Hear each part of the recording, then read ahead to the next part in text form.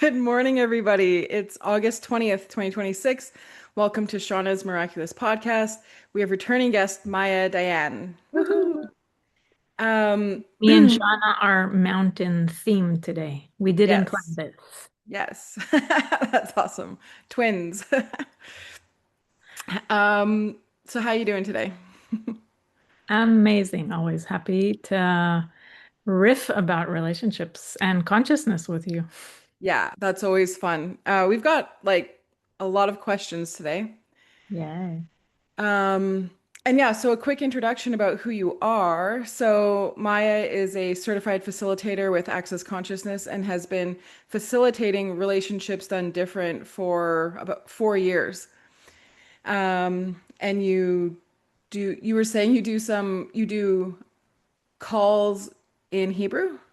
Yeah, and private sessions. And I mean, I also, Oh yeah, private sessions. Don't forget about the private sessions. yes. And I did some intros in English in the past and in the future. So yeah,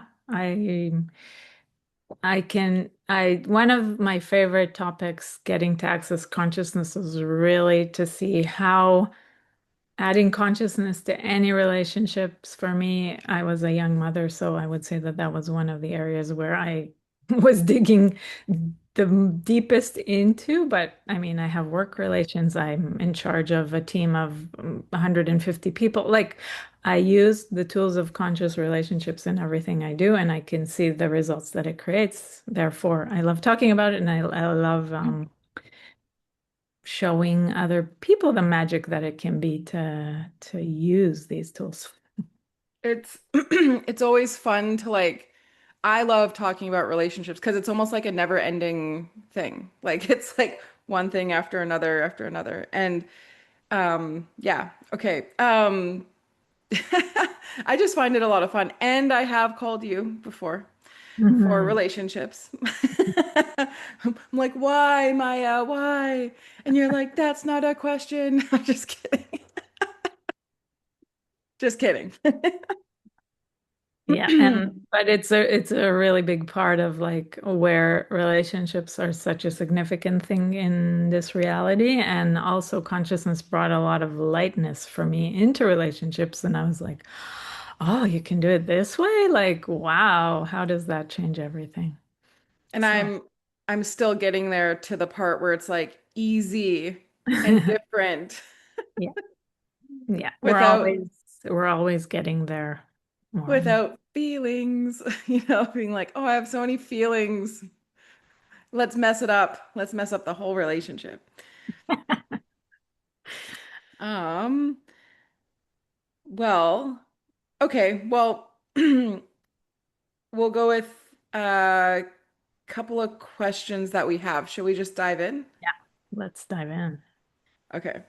So, the first question that was sent in was, why do so many women have no direction? They have no solid goals or wants that they can put into words. They have flitty ideas, but never a solid plan or goal. I think there's a larger portion of that are lost. People are like, do what you want and need. And then it would be hard to find a woman who could write out what they actually want and need apart from therapy speech. Oh, I mean, I'm curious. Again, it's so much easier to do with a live person, but like, why does that matter? I want to ask. I think where it's coming from is when you have a relationship, how how it affects a person if, someone's busy, they've got a life, but then their partner I guess has no aspirations or anything to do or just doesn't Mhm. not contributing. There's like no contribution basically. Mhm. And so the person kind of gets frustrated because they're like, well, I'm doing all this stuff and you're doing nothing. Right. Where are your goals? And Right. then, yeah. Uh, so The cool thing in Access is that there's not one thing ever. Like there's a million directions that you can go, and each facilitation with a person would be very different.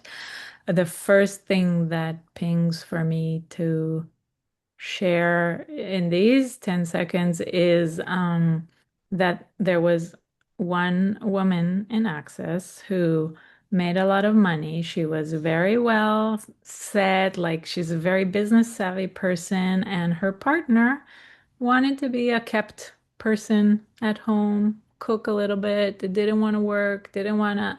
And then she started getting aggravated, and she asked Gary Douglas, the founder of consciousness, like what to do, or like what, kind of similar to this energy. And he asked her to ask, what is this person's contribution to your life living in reality? And what she could become aware of is that she was making more money when he was around, that he was providing meals for her, that he was providing sex for her, like all the things that, th when you focus just on this person is not working, let's say, it doesn't matter, it could be a different thing, but it's like, then you're putting all this energy to like what is not, and you're not looking at what is or what they are contributing. And of course, you can also get to the point where, okay, maybe they're not and it's not working for me, and, just be honest about it. But it's like, how much do we want to put this energy and attention and tension, I want to say, on da da da da da da da versus like, oh, what contribution is this person to my life living in reality? Yeah, and then when you say that, it also brings up like, because sometimes people are like, I guess judgmental, like so because I'll have people in my life, and I have noticed, like with yours, with what you just said, with the story of the person who it looks like they're not contributing, or it looks like it's so easy to put a whole bunch of judgments on someone because I have like a friend and like well I'm learning on how to like, have, more people in my life, but I can see the contribution that different people are. Hmm. So, and if one person totally fucking adores me and they're a friend where they can be, and then I notice that like they're very caring, they're very emotionally available. And so, like, there's many reasons, but then a whole litany of judgments is piled on them. And I'm like, well, what if we didn't have, that many judgments because in this question, they kind of said, I was like, well, is this kind of just one person or in general? And it's kind of Right. like people that you might be surrounded by. And it's like, well, I see where there is contribution and boundaries too, like making appropriate boundaries is something. But anyways, that's a whole that we could probably talk more about that. But okay, next question. How do you make sure you're making the correct decision in your life?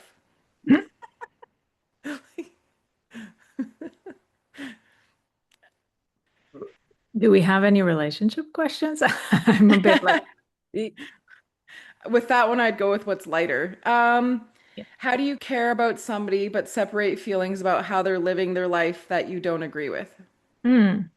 Which is again similar to I would say it's a bit similar to the first question. Wow, it's like relationships are demonstrated to us that there's a lot of give and take and a lot of tallying and a lot of transactional things that need to occur for a person to be in your life. And I guess the fastest way to know for yourself is to listen or read the book Five Elements of Intimacy and have that with yourself. And then you have a greater understanding of what you would like other people to be in your life. Like at first, it's a bit messy because we're judging ourselves so much and we don't really even know what we desire, kind of thing. Or we think that how we grew up is the normal way of how people should be with us. And then when we start getting out of that, we're like, okay, so what do I truly desire and what kind of people do I desire in my life? Like, and again, it's not from the judgment. It's like I can see that a person is has all kinds of things going on in their life, and I can ask the question of like, okay, so what's the contribution here? Like, why am I choosing this person to be in my life, basically? Yeah. There's a book called The Five Elements of Intimacy. Yeah. I bet it's been out for a while. No, no, no. Oh, It's like fairly new. It came out this summer, and oh, what? yeah, it's awesome. Oh, well, now I have another book And to it's read. on Audible. So It's on Audible. Nice. yeah, Because I read relationship is not yeah, a a four-letter four-letter. word. No, sex is not a four-letter Sex word. is not a four-letter word. I was going to say sex is a four-letter word. No, relationship is, wait, what is it? My Sex brain's not working. is not a four-letter word, and relationships are, or something like that. Like I guess, Oftentimes is. like the Oftentimes. Yeah. yeah, the underlying subtext is about love, I guess. Yeah. But um, but yeah, no, this is very much focused on just the five elements of intimacy. Yeah. And then like there's also the lighter and heavy tool. So like what feels light, you can follow that, especially when making a choice or like that. And it's very interesting. I've been looking at the lighter and heavier tool because I'm like I act like I don't know the light and heavy, and I was kiboshing it for a while because I was like, oh, I don't, this doesn't work for me. And now I'm like, wait a second. It's like I get it. Like I don't get it, but it's like something to play with. It's a question, right?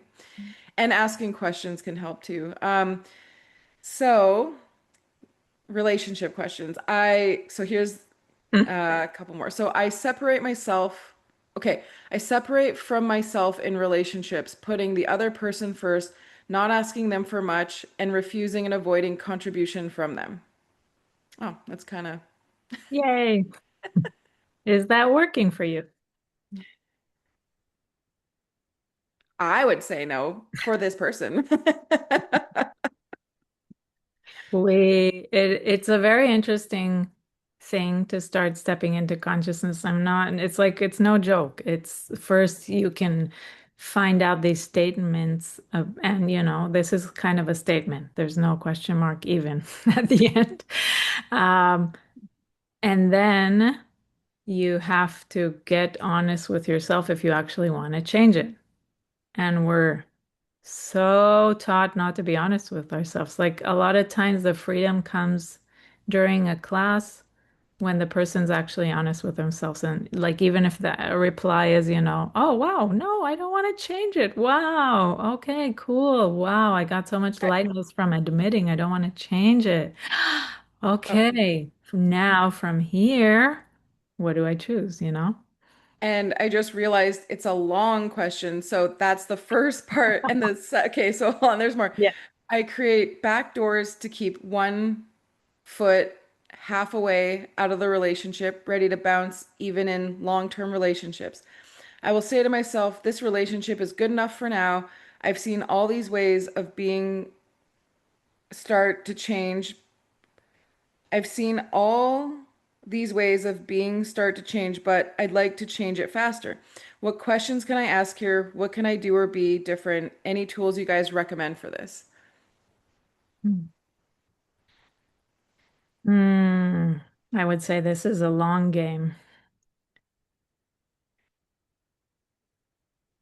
What's my target? Like, what's my long, like, if I could see what I can be in a relationship in 5 years, what would that be? Like, and it could change tomorrow, but like, what is we're very good at saying what we're not or what we're bad at. Like, what is your target? What would you like it to look like?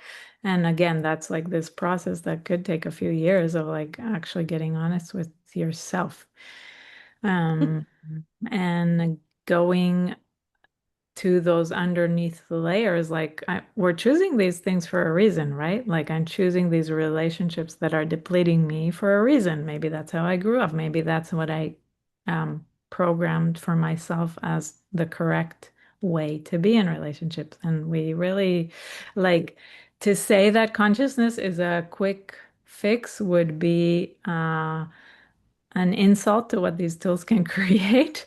That Mhm. said, a lot of times, like one bar session, you come out of the bar session and you're like, wow, everything's different. So there is a speed to it, and there is a perseverance of like really, really getting to know yourself, getting to see what you are choosing and the way you are acting and be, so vulnerable with yourself. And that's like really long, lifelong work, I would say.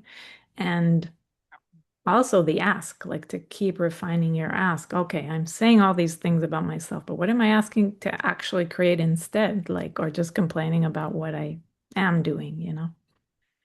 Um, it does take time because like I think if people are asking questions and looking to create more consciousness, yes, like you said, it could happen within a moment. Like miracles happen. That's why I created this Oh, podcast.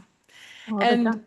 and also like I was just telling you this kind of before the show that like uh I'm just kind of getting things now and things are becoming more apparent and like things are changing. It's almost like there's that perceiving, knowing, being, and receiving. And it's Hmm. like if we kind of like if like I looked at choosing receiving, Yeah. well, maybe like I almost find that I have a little bit more choice when I'm like practicing receiving. And a long time ago, I was in like a first relationship and it was kind of awful. They weren't nice. They weren't very nice at all. Hmm. But it was so easy for me to be like, once I finally realized, I was like, oh, this doesn't work. I was able to be like, okay, bye-bye, see you later. And it was very easy. But now, I'm a little bit older and I'm like, oh, this is so hard. I have to like try and hold on to this person forever rather than just being, okay, see you later, bye. Um, Oh, and then I had one story about one time I ran someone's bars and they had a husband and like it was like very long term and they were very well off, lots of money and everything. And I ran their bars and like not too short, like after the person was like, yep, I am divorcing because I realized that my husband kind of just sat on the couch and, like there wasn't like this person was like, I have to divorce. And that doesn't mean that after a bar session you're going to divorce your husband, but like that's a huge change. It was pretty cool. So there's one more question. It's like okay, so how to deal with neighbors that are making your life challenging. And it's kind of a relationship if you have a neighbor. I don't know if you need a little of a backstory, but the neighbors are making their life challenging. Like all of a sudden, the neighbor was like, I'm going to harass you every single day. Wow, I don't know if this is bigger than the scope of this podcast, but Access Consciousness has a lot of tools. There is a page that you can connect to the podcast on Shannon O'Hara's website that is all about demons. And there's clearing loops for demons to buy on her shop. Um, and that actually has been created a lot of magic for people to change situations like that. So you can try that. Or again, like the brilliant thing about Access is that you ask a question and you start receiving awarenesses from everywhere, and then you choose the ones that are light for you. So let's say I mentioned this and it's not the direction you want to go, then you just keep asking, okay, what can support me in changing this situation and just, waiting for the light information and awareness to come to you. Yeah, that is so funny. You know what's funny? I never think about demons until I'm like, oh, maybe it's that. Like, so that's funny that that came up and it's a yeah, so The there's only a, reason I'm saying it here on the podcast is because recently, and again, we can also connect this to the links of the podcast, is that recently during the Being You Day, which is an international open public day for everyone, Dr. Dane here, that's one of the co-founders of Access Consciousness, was doing the demon clearing on a public telecast. So cool. Yeah. It's up in the air, it's available to use and to clear, and you have to choose to clear those energies if you're in your life, if you choose. Yeah. We went around the world in 20 minutes. Yeah, this was an Like, interesting one. And yeah, again, it's like it's part of that thing that this is, first of all, it's a long game. Second of all, each situation is unique, like during a facilitation, whether it's in a group setting of a class or a one-on-one.